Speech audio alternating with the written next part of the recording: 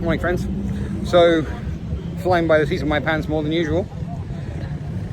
The amount of knowledge is quite low here. So, my taxi driver didn't know where the STC garage was for the buses. I was half thinking, and I was correct, that they don't go to Cotonou, but in my experience, a bus station will know where all the rest of the stations are to get to where you want to go. So I got there. I was right. They said I had to go to this place, which is close to the beach. They call it Orlando. And this is where I get a share taxi from. I've got to the share taxi. We're waiting for one guy to fill up. Hopefully it will be soon, because I have an appointment at the Nigerian embassy in Cotonou, in Benin, in the new country that I'm about to enter at 2 o'clock. I wanted to get it done today, because then if I had booked an appointment for Monday, that means 4 days to process instead of 7, not including the weekend, of course. But I don't know if I'm going to make that. I'm going to rock up, be very polite, at hopefully 2 or 3 o'clock, and see what I can see. I'm good at what I do, man, but it's like I say, sometimes it's a little fractious. Right, so to get from the STC bus station to here, I had to get a moto. Now, the guys at the station were kind enough to flag one down for me and tell him exactly where to go. The issue now is time. I'm told that because of the state of the roads, because of checkpoints, especially with yesterday's tensions, that it's going to take 3 hours to get there. It's 11:15, and so my buffer zone is really, really fucking tight today. We're waiting for one other person to fit in the back, which makes 4 passengers.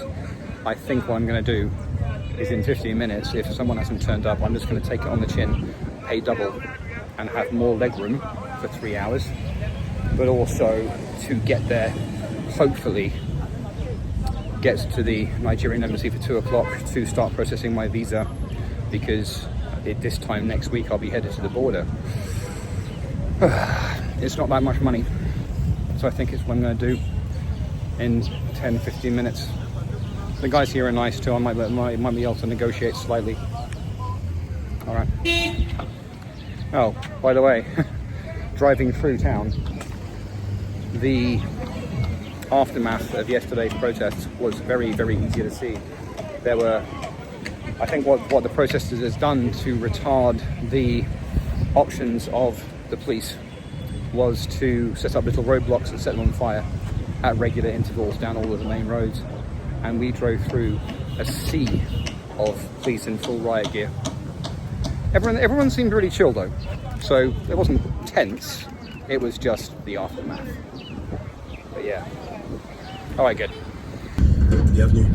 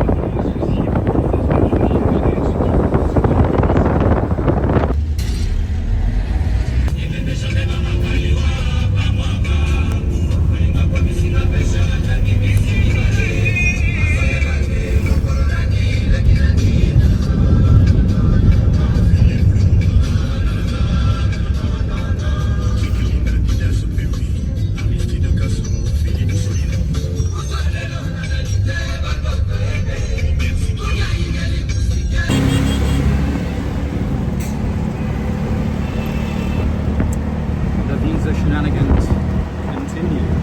Oh yes. Good afternoon, friends. So, cheers. I'm in quite a nice leafy beach bar situation today. Walked down about 3 clicks from my place. The beach is right there. I'm gonna go for a walk today. Just walking around really in this area. Get my feet into the sea, have a walk, eat, grab some cash. Just kind of light mission of walking today. And today in Britain is Armed Forces Day. And so I'm wearing the shirt. Now, for those of you who don't know me personally, my best friend Mark, he has been a professional soldier in the British Armed Forces for 18 years. Was recently promoted early to Sergeant Major. He's a combat soldier who's been deployed twice to Iraq and Afghanistan back in the day. And these days he's in the Small Arms Corps, which means that he is part of a fairly small, fairly elite unit of people who are highly qualified, and he essentially is qualified to teach pretty much any firearm that can be carried to everyone. So that's him, and so I'm wearing the t-shirt today to honour him, because as I say, it's Armed Forces Day in Britain. I also have, hold on here, I also have a hip flask filled with whiskey, which he gave me with the same badge on it, and I have a cigar. I haven't had a decent cigar, I haven't had one of my little stock of cigars in weeks, ever since Sierra Leone, which is like 5 countries back. The reason is that I'm running out. I rocked up having picked up 9 in Prague. I have good prices for cigars in Prague, and they're all in their little cases wrapped in cedar, and I keep them in a little humidor bag, which has worked very well so far. I haven't had a cigar in a long time. I'm looking forward to it. I'm going to have to find a windbreak because it's quite blustery. We have a quite strong, and from the looks of the trees and the windbreaks, a fairly permanent easterly wind.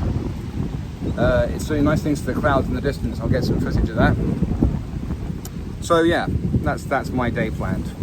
Long walk, eating lightly. I've been eating lightly recently. I want to lose a little weight. It isn't falling off me like it used to. Have a couple of beers, and then in the evening, I should think probably for about sunset, because of course around here, with the equator is about 100 miles in that direction. So it's pretty close now, and that means that as opposed to Britain, where the evenings are very long, and Denmark and Sweden, where they're even longer, here the sun sets at pretty much the same time every day, with a very small variance over the seasons. And so sunset tonight here is it's just gone 6 o'clock. So it's not that far off really, it's about 2 p.m. So I have a light walk around, enjoy myself, get my feet into the sea, because tomorrow's going to be a bit of a mission. Anyway, I'm smiling. Right, I realised I hadn't updated you about my entry procedure into Benin. Yesterday at the shared taxi stand, I said that I had paid double essentially to leave immediately in a car with 3 people instead of 4. The shared taxi was great. It was very comfortable, and it was a short hop. It was a cakewalk of the border. You had the Togo and Benin passport people in the same room on different sides of the same room. It was very unusual. Anyway, that went perfectly well, no problem, went straight through. But then I was looking at the map and I noticed that the clock on my phone said 13:30. I looked at my watch, it said 12:30. I had not anticipated, because I'm stupid, that when you cross the border, you're entering another time zone. So I arrived at the Nigerian embassy, having got out the shared taxi before it went to its final destination, and got a moto taxi south at the Nigerian embassy at 2 o'clock my time, 2 o'clock Togo time, 3 o'clock Benin time. I got in, they took my bags and put them into a room, and they took my phone and my vape and everything, and I got shown into a waiting room, and I was like, I'm sorry, I'm late, we're not late. I'm like, great, no problem, excellent, we can get this done today. And I was told that the immigration officer was driving and that he's on his way. It was 3 o'clock. 4 o'clock, he arrives. And I go in, and I've got so many printouts, even bank statements, because that's one of the requirements, because Nigeria has a very stringent visa process. And I gave him my visa application and the visa certificate and the photo of my passport and all of that, my hotel confirmation. But apparently there's a second button on the print on the Nigerian immigration website to print the receipt for your payment. I didn't have that. Now, quite why they can't just access their own immigration system, the Nigerian immigration system from the Nigerian embassy, is beyond me. I just don't know why that is. But I said, no problem. I have my laptop in my bag, so I arrived straight to the embassy. If I can get a Wi-Fi signal, I can put it out. He says, great, perfect. Log on to the Wi-Fi system, and it was pretty bad. So, hold on. Right, so pause there for my lunch. A basic but very good chicken, rice, spicy sauce. It's a little extortionate, but then again, I am at a beach bar. And extortionate in this area kind of means, you know, $6 for the lot, including the beer. Anyway, so I have been told to hop off, print out the payment receipt, and then come back. I gone into another office with another man, and he's the guy who usually takes the photos because there was a mini photo booth set up. And I tried to connect to his printer, who was having none of it. He said, I've got an idea. He called a guy who had a bar around the corner, about 10 minutes walk away, and he had a printer, kind of little mini office. He meets me outside and takes me to his place, which is very nice of him, and the other guy. And over the next half an hour, managed to connect and print and everything. I get back to the embassy at 5:05 to be told by the security guy and the gate guy that the immigration officer and the other guy had left on the dot at 5 o'clock.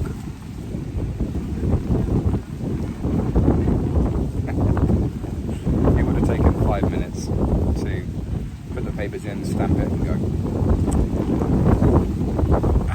I held it together. I smiled, I expressed a little bit of dissatisfaction when I shook hands, made a joke. The young lady who was in the waiting room with me had gone back in, picked up the pieces of paper from both of their desks, given them back to me, had called him, and he from the car said, oh, no problem, come back Monday morning.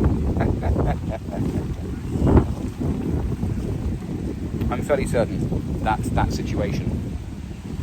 He was late, I was waiting an hour, he left on the dot 5. Will stand me in good stead to still have this visa sorted out by Friday at no further cost, because it wasn't fucking cheap. $165 US dollars. It's a lot of money for someone like me. I have hedged slightly in that I have booked with free cancellation an extra week where I'm currently staying here to get the best possible price in the same place, and I've booked with free cancellation a place in Lagos from the 4th until the 11th as well. So I am covered either way. I'm good at what I do, but it was an irritating situation, man. My room here is in a very local area, but it is nice. The internet's a little bit patchy, but the room itself is huge and has a television. I watched Return of the Jedi last night, so it's all good. Anyway, look at this